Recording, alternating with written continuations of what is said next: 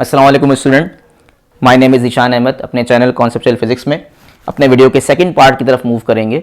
Students, हम बात कर रहे थे बैंड थ्योरी ऑफ सॉलिड्स और हमने क्लासीफाई किया था। मैंने 3 मटेरियल्स के नाम अपने वीडियो के पार्ट 1 में हाईलाइट किए थे, that is metal conductors, semiconductor और इंसुलेटर।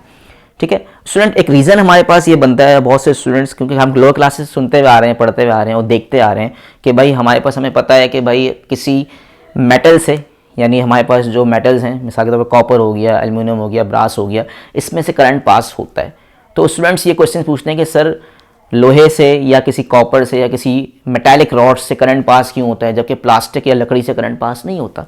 तो आज इस थ्योरी के रिगार्डिंग आपको ये जवाब मिल जाएगा कि भाई लकड़ी से करंट पास क्यों नहीं होता और लोहे से करंट पास क्यों होता है। मैं आसान लफ्ज़ों में इसलिए बता रहा हूँ ताकि आप जजमेंट कर लें कि हम किस तरफ मूव करने वाले हैं और हम क्या रीज़न डिस्कस करने वाले हैं। तो ये थ्योरी आपको रिफ्लेक्ट करती है, जवाब देती है कि हमारे पास जितने भी मेटल्स हैं, जितने भी मेटालिक, जिनसे हम बिजली का वायर बनाते हैं, तो वो बिजली का वायर जो बना रहे हैं, जो इलेक्ट्रिसिटी वायर बना रहे हैं, they are made by metals.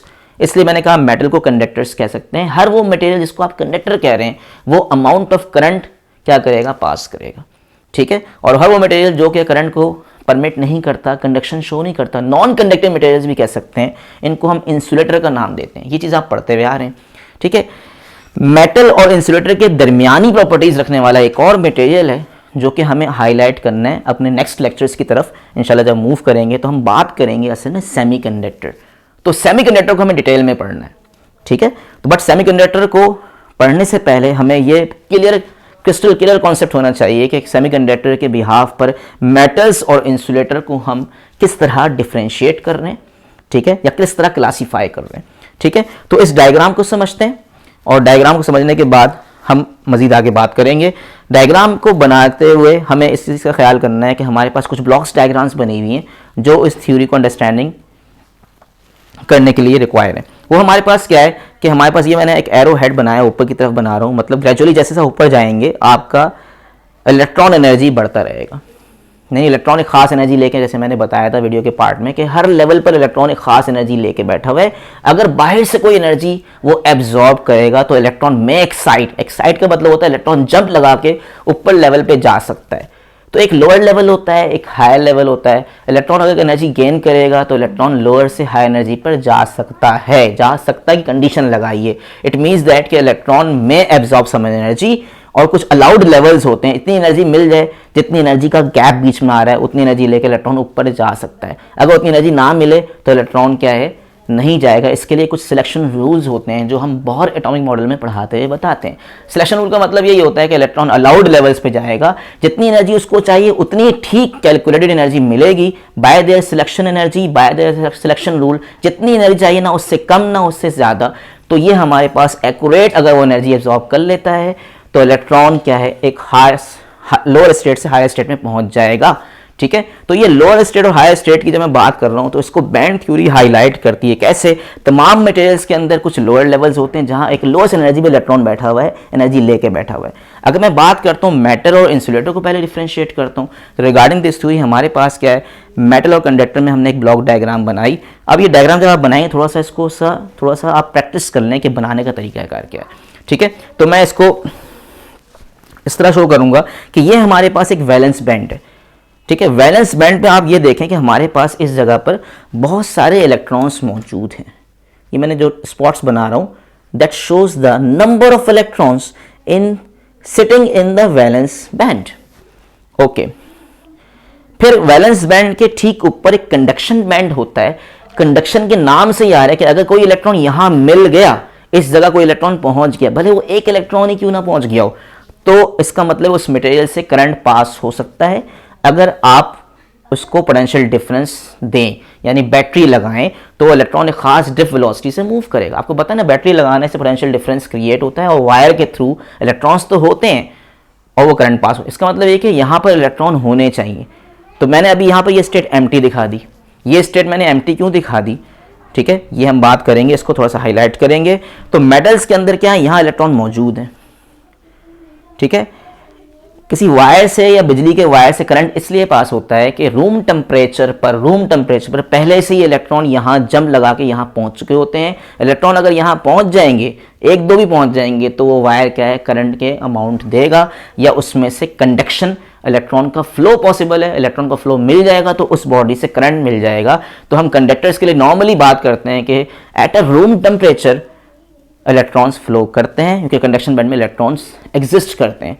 तो अभी मैंने यहाँ पर खाली क्यों दिखा दिया, मैं आपको ये थ्योरी समझाना चाह रहा हूँ और ये बताना चाह रहा हूँ कि हो सकता है कि हमारा जो कंडक्टर है it behave like a insulator.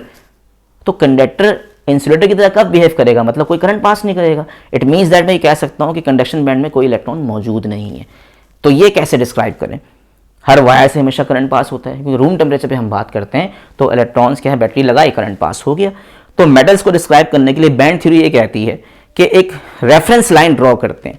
ये जो नाम लाइन बन रही है, रेफरेंस एक लाइन मैंने ड्रॉ करी है, इसको कहते हैं Fermi level. Fermi means electrons, Fermi means electrons होता है। अच्छा, अब मैंने जब लाइन ड्रॉ कर दी तो मैं बताऊंगा इंशाल्लाह आपको, आहिस्ता आहिस्ता आपको समझ में आएगा ये लाइन ड्रॉ करने की वजह क्या है, what is the reason behind them. Okay, before going to this Fermi level को थोड़ा सा मैंने बनाऊंगा, अभी समझाऊंगा, बट मैंने एक रेफरेंस लाइन यहाँ ड्रॉ कर रही है जो कि इस ब्लॉक को और इस ब्लॉक को क्या कर रही है, सेपरेट कर रही है। ठीक है, दिखाया मैंने यहाँ पर सेपरेशन दिखाया। वैलेंस बैंड में इलेक्ट्रॉन भरे हुए हैं, कंडक्शन बैंड में इलेक्ट्रॉन नहीं है। इसकी क्या वजह है, इसकी वजह यहाँ पर देखें गौर से कि हम बात करते हैं एक टेम्परेचर जो कि बहुत ही खास टेम्परेचर है, जो कि थ्योरेटिकली हमने सपोज किया है 0 केल्विन, एब्सोल्यूट जीरो। मान लेते हैं अगर हमारे पास एक मटेरियल है जिसका नाम कॉपर का मटेरियल है, मेटल है, और यहाँ पर हमारे पास क्या है, 0 केल्विन टेम्परेचर मौजूद है। 0 केल्विन वो टेम्परेचर है जिसको हम एब्सोल्यूट जीरो कहते हैं, या -273.15 डिग्री सेल्सियस। ठीक है, इतना एक्यूरेट मैंने लिख दिया है, चाहे आप इसको लिख सकते हैं 0.15 यहाँ से ओमिट कर दें तो -273, इसमें +273 ऐड करें तो यू विल गेट 0 केल्विन। तो टेम्परेचर डिग्री सेंटीग्रेड में इतना है, 0 केल्विन। आप ऐसा सिस्टम के लिहाज से देखें तो 0 केल्विन है, ये एब्सोल्यूट जीरो टेम्परेचर कहलाता है। एब्सोल्यूट जीरो पे हमारा एनवायरनमेंट बहुत ही ठंडा है, इतना ठंडा एनवायरनमेंट फिजिकली पॉसिबल नहीं है। फिर भी हम ये थ्योरेटिकली सोचते हैं कि अगर हमारा कोई मटेरियल इस टेम्परेचर पे मौजूद है तो इस मटेरियल पे इलेक्ट्रॉन्स के अपनी लोअर एनर्जी स्टेट में रहेगा, that is valence band. Valence band में इलेक्ट्रॉन के अगर यहाँ मौजूद है तो उसके पास एनर्जी ही नहीं है कि ये यहाँ से यहाँ एक्साइट करके जंप लगा के यहाँ जाए। तो रूम टेम्परेचर पे क्या होता है कि इलेक्ट्रॉन यहाँ पहुँच जाते हैं। दूसरी बात यहाँ पर यह कि आप ये भी याद रखें कि वैलेंस बैंड और कंडक्शन बैंड के दरमियान यहाँ पर हमने एक गैप दिखाया, और ये गैप नहीं, असल में ये गैप फील्ड होता है। मतलब कहने का मकसद ये कि कंडक्शन बैंड और वैलेंस बैंड आपस में ओवरलैप्ड होते हैं। मैंने यहाँ पर बताया ओवरलैप। ये लेवल्स ओवरलैप किस तरह होंगे देखें ज़रा, मैं दिखाता हूँ, समझाता हूँ। पहले मैं आपको बता दूंगा मेटल के बारे में, फिर इंशाल्लाह नेक्स्ट जो हमारी वीडियो 3 आएगी उस वीडियो 3 में इंशाल्लाह हम सेमीकंडक्टर और इंसुलेटर को डिफरेंशिएट करेंगे। अभी पहले वाले पार्ट यानी इस पार्ट के अंदर जो वीडियो का पार्ट 2 है, इसमें हम मेटल्स के बारे में डील करते हैं। मेटल्स के बारे में अगर मैं मजीद एलोबरेट करूं तो बताना चाह रहा था कि ये जो लेवल्स बनाए गए हैं, ये बॉक्स जो बना रहे हैं, ये कुछ इस तरह से ओवरलैप्ड कैसे हैं। ओवरलैप्ड का मतलब होता है कि आपने सबसे पहले वैलेंस बैंड दिखाया, एक साइज के मैंने इस तरह दिखाया, समझाने के लिए बता रहा हूँ। तो अगर ये मेरे पास क्या है, एक वैलेंस बैंड है, ठीक है, तो वैलेंस बैंड के रिगार्डिंग हमारे पास क्या है, ये मैंने एक ब्लॉक बना दिया, ठीक है। दूसरा मेरे पास क्या है, एक और बॉक्स है जिसको मुझे ओवरलैप करना है। तो मैंने ब्लू डायग्राम से जो बनाया ये वैलेंस बैंड है, इसमें इलेक्ट्रॉन बहुत सारे मौजूद हैं, ठीक है। अब मैंने ओवरलैपिंग दिखानी, तो मेरे पास एक और बैंड है जो मैं साइज में अपने लिहाज से बना देता हूं इस तरह से, ठीक है। अब आप ये देखें कि ब्लू लाइन और ब्लैक लाइन के दरमियान एक खास क्या है, हमारे पास जंक्शन सा बन गया है। एक हमारे पास क्या है, एरिया आ रहा है, that area is overlapped, this is the area of overlapping orbitals. यानी दो ऑर्बिटल आपस में एक दूसरे के लेयर्स को या एक दूसरे के साथ मिले हुए हैं, इनको कहते हैं ओवरलैपिंग ऑर्बिटल्स। ये चीज़ मेटल्स के अंदर होती है। अब आप ये देखें, अगर रूम टेम्परेचर पे बात कर रहे हैं तो हो सकता है कि इलेक्ट्रॉन यहाँ से यहाँ पहुँच जाए तो कंडक्शन पॉसिबल है। और अगर मैं बात करता हूँ 0 केल्विन पर, तो इट मीन्स दैट कि 0 केल्विन का मतलब इलेक्ट्रॉन अपनी जगह पे ही रहेगा, इलेक्ट्रॉन का इतनी एनर्जी है ही नहीं कि वो यहाँ से इसको क्रॉस करे। तो ये जो हमारे पास ओवरलैपिंग है, इससे इलेक्ट्रॉन क्या है, वहाँ नहीं पहुँच पा रहा। तो हम थ्योरेटिकली कहते हैं कि अगर इतना टेम्परेचर अचीव करें तो कंडक्टर जो है it behaves like a insulator, क्योंकि इलेक्ट्रॉन यहाँ मौजूद नहीं। मैंने कहा था कि अगर हमारे पास कि ये कंडक्शन बैंड है, और कंडक्शन बैंड जब तक एम्प्टी रहेगा, खाली रहेगा, तो इलेक्ट्रॉन क्या है, हमारे पास क्या है, कंडक्शन शो नहीं करेगा, मतलब देयर इज नो इलेक्ट्रॉन। और इसी इलेक्ट्रॉन को हम नाम देते हैं फ्री इलेक्ट्रॉन्स का। वो इलेक्ट्रॉन फ्री इलेक्ट्रॉन कहलाएगा, आज़ाद इलेक्ट्रॉन कहलाएगा, जो यहाँ पर आ जाएगा। तो हम जब बात करते हैं रूम टेम्परेचर पर, तो हो सकता है कि एक इलेक्ट्रॉन यहाँ जो ब्लैक रंग का दिखा रहा हूँ स्पॉट, ये इलेक्ट्रॉन जो हमारे पास आ रहा है भाई, ये इलेक्ट्रॉन फर्ज करें मान लें यहाँ आ गया, तो ये इलेक्ट्रॉन यहाँ पहुँच गया। फिर ज़रा सा आपके पास क्या है, थोड़ा सा मटेरियल को और हीटअप किया, वह इलेक्ट्रॉन क्या यहाँ से यहाँ आ गया।